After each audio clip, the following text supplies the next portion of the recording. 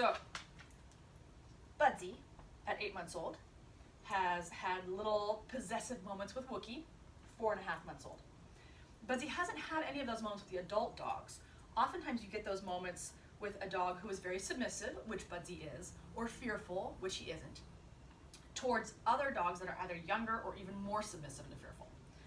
Since he was possessive over things like toys, I hissed and I corrected him and I chased him off and told him he couldn't. But now every time Wookie comes near him, he's like, oh my God. That's not what I wanted to happen. So when you have two dogs that aren't getting along great and you need to create a bond between them again, there's a few ways you can do it. One would be to crate them at night right next to each other so they are essentially safely sleeping together.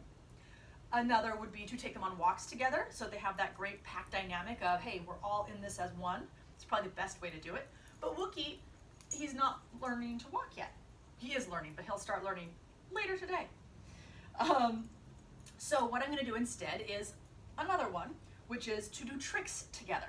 This way everybody's happy. They get the sense of, oh cool, we were all together, we all did this thing, it was a lot of fun. It's easy. When I do this, what I do is I grab a handful of treats, and once I'm out, I'm done. Here we go. So, Wookie, come! Good boy. There is our first trick. Budsy, sit. Good job. I almost called him Woodsy. Nope. Wookie, sit. Good. Lily, you want to do it too? Sure. Come onto the carpet, honey, so you don't slide. Come on. She doesn't want to come over because, you know, Wookie's coming over here, and he's too young to know any better. There we go. Lily. Lily, sit. Lily is deaf, so we use hand signals. Wookie, we don't try and steal other dogs' treats. Doc, you want to do it too? Yeah.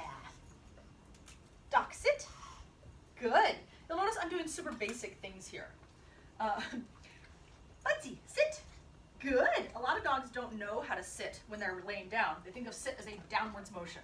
So the first time I asked him to come up into a sit, he didn't do it immediately. I made kissing noises, and then he was like, oh, and that way I could reward him, and now he's figuring it out.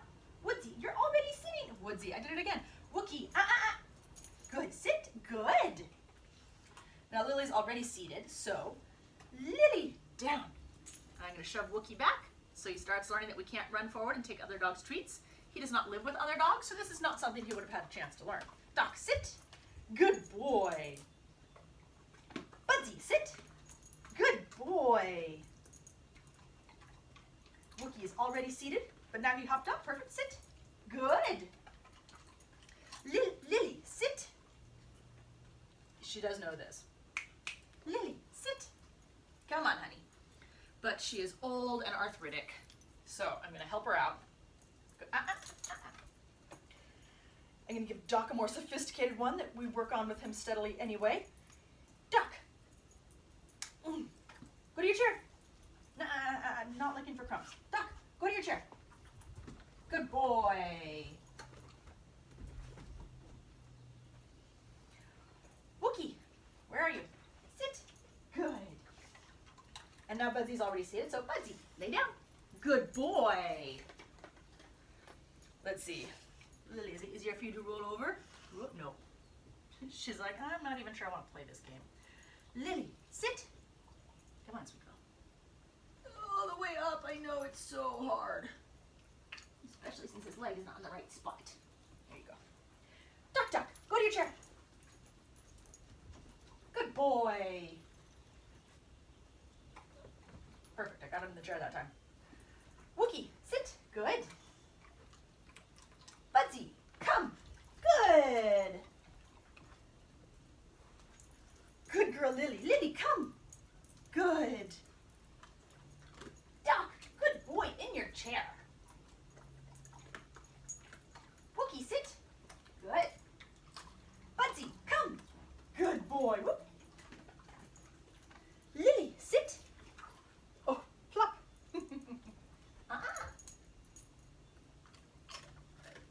Doc, Doc, good boy, stay in your chair. Oh my goodness, all right, who's next? Woodsy. Woodsy. Wookie. Okay, let's see. We're going to teach you a new... We're going to work on something else. Down. Not you. Down. Not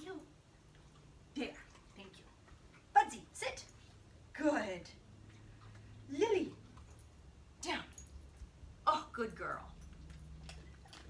Good. Wait, now I'm timing treats now because I'm getting really low, and Doc has special treats. So 1, 2, 3, 4, 5. So actually, Doc can have this treat. Good boy, sit. Stay in your chair. Wookie, sit. Good. Budsy, sit. Good. Lily, sit.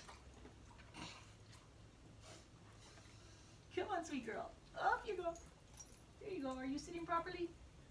Put that foot where it belongs. I'm gonna give Lily. No, I'm not. I have 2 treats left. One for Budsy, one for Wookie. Wookie, sit. Budsy, sit. Good job. Yay! We didn't work on anything that's difficult because I don't want them thinking, oh, that was really hard. Okay, Doc, what a good boy. Come on down. Now maybe that's incorrect of me. Maybe, in point of fact, if I had worked on something difficult and they felt like, oh gosh, that was hard, maybe that would have created even more of a bonding experience like it does for people. I don't know. It's only just occurred to me. I think I will probably try it at some point and see if it works. In the meantime, though, they've had this good experience with each other. It sort of helps to reset since they haven't been together long. And it's only this morning that Budsy's been like, I don't like you anymore, Wookie. Oftentimes, since it's just starting, just that little bit there will reset their relationship. And they'll be like, okay, we love each other again because we did this thing together. So, really, Doc? Doc's growling at Budsy for getting too close to his chair. I need to do work with Doc on this, clearly. A lot, but I need to do that. But that generally will be enough to reset a relationship.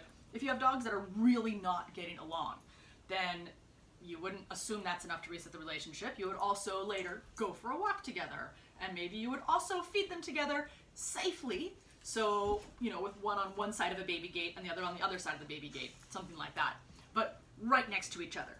And then if they growl and carry on, you don't worry about it. You don't correct that. You just let them work through it because it's safe. They can't actually fight. When I say work through it, I don't mean let them fight. I mean let them realize that, oh, I don't need to growl and carry on because nobody's stealing my food. It's okay. And then, of course, you want to make sure you're monitoring any situation like that. For instance, I would be standing there while they ate.